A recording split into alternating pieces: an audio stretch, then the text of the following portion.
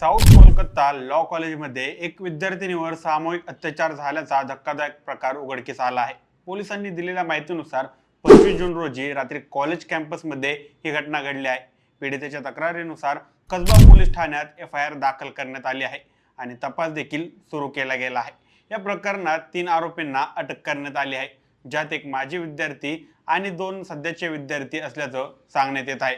यावर वरिष्ठ तृणमूल काँग्रेसचे खासदार कल्याण बॅनर्जी यांनी केलेल्या टिप्पणींनी नवीन वाद निर्माण झालेला आहे। काय आहे संपूर्ण प्रकरण जाणून घेऊयात आजच्या या व्हिडिओच्या माध्यमातून। नमस्कार, मी सनी आणि तुम्ही पाहताय दैनिक राज्य लोकतंत्र। सामाजिक आणि राजकीय जबाबदारीपासून दूर जाणारी असंवेदनशील भाषा वापरून खासदार बॅनर्जी म्हणाले की मित्रानेच बलात्कार केला तर काय करायचं, पोलीस शाळा महाविद्यालयामध्ये असतील का? जे काही घडलं ते विद्यार्थ्यांनीच केलं आहे। अशा वेळी कोण तिचे रक्षण करणार? ते पुढे म्हणाले की सर्व गुन्हेगारी आणि छळ ही काही पुरुषांचे काम असतात, महिलांनी अशा विकृत पुरुषांविरुद्ध लढा दिला पाहिजे। या विधानावर भाजपने तीव्र प्रतिक्रिया दिली आहे। त्यांनी बॅनर्जींची भाषा निंदनीय म्हणत सरकारला महिला सुरक्षेपासून पळ काढणारे ठरवलं आहे।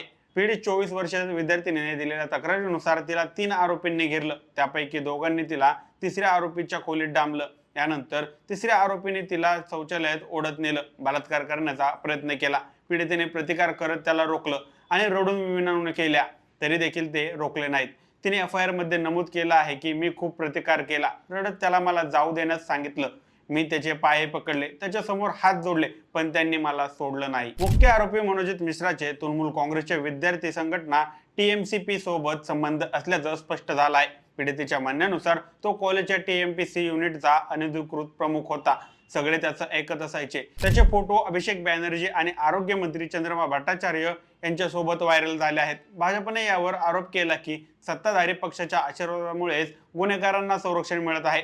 कॉलेजचे मुख्य गेट बंद होतं, गार्ड असहाय्य होता, त्याने कोणताही मदत केलेली नाही। त्यानंतर आरोपी तिला पुन्हा खोलीत घेऊन गेले आणि तिथेही तिने त्यांच्या पाया पडून सोडण्याची विनंती केली, पण त्यांनी ऐकलं नाही। त्यानंतर आरोपींनी तिला जबरदस्तीने गार्ड रूम मध्ये नेलं, तिथे त्यांनी तिचे कपडे काढून तिच्यावर सामूहिक बलात्कार केला। धक्कादायक बाब म्हणजे बलात्कार सुरू असताना इतर 2 आरोपी पाहत होते आणि त्यांनी त्याचा व्हिडिओ देखील बनवला। आरोपींनी पीडितेला ब्लॅकमेल करत तिच्या मित्राला मारण्याची आणि तिच्या पालकांना अटक करण्याची धमकी दिली। दरम्यान आरोपीने पीडितेला लग्नासाठी विचारलं होतं, पण तिने नकार दिल्याच्या रागातूनच त्याने आपल्या 2 मित्रांना घेऊन हे घाणेरडं कृत्य केलं, अशी माहिती आता समोर आलेली आहे। या प्रकरणावर पडदा टाकण्याचा प्रयत्न करत TMCP अध्यक्ष त्रिनांकुर भट्टाचार्य म्हणाले की साऊथ कोलकाता लॉ कॉलेजमध्ये TMCP युनिट 2019 पासून बंद आहे। तो 2019 मध्ये पदावर होता। आता तो कोणत्याही कमिटीचा भाग नाही, तो कोणत्या पक्षात आहे हे महत्त्वाचं नाही, तो एक बलात्कारी आहे आणि त्याला शिक्षा झालीच पाहिजे, असं ते म्हणालेले आहेत। भाजप नेते सेवेंदू अधिकारी यांनी राज्यभरात निदर्शनाची मागणी केली आहे।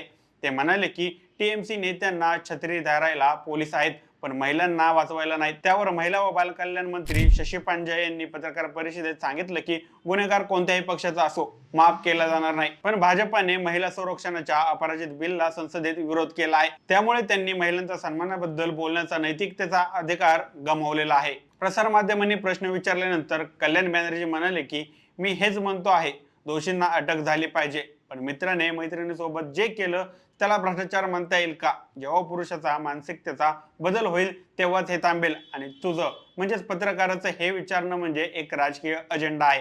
हे वक्तव्य खरं तर लाजिरवाण आहे। मित्र मैत्रीण असो किंवा नवरा बायको असो, महिलेच्या विरुद्ध जाऊन 3 लोकांनी अत्याचार करणं म्हणजे रेप नाही का? हा प्रश्न स्वतःला विचारून घेण्याची गरज कल्याण बॅनर्जी यांना आहे।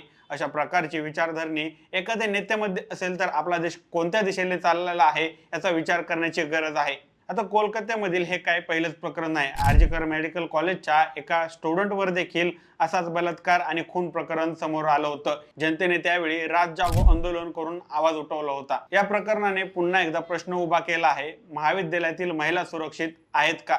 राजकीय गुंडगिरी आणि गुन्हेगार यांचं समर्थन करणाऱ्या भाषांमुळे महिलांना संरक्षणाची हमी मिळू शकते का? कथा केवळ एक मुलीच्या बलात्काराची नाही, ही संस्थात्मक जबाबदारी, राजकीय नीतिमत्ता आणि सामाजिक संवेदनशीलता अभाव दाखवणारी कहाणी आहे। मैत्री ही जर पाशवी स्वार्थाचं मुकुट बनत असेल तर त्या समाजाने आरसा पाहण्याची वेळ आलेली आहे। बाकी याबद्दल तुमची मते काय आहेत? आम्हाला कमेंट करून नक्की कळवा आणि जर दैनिक राज्य लोकतंत्र चॅनलवर नवीन असाल तर चॅनलला नक्की सबस्क्राईब करा। धन्यवाद।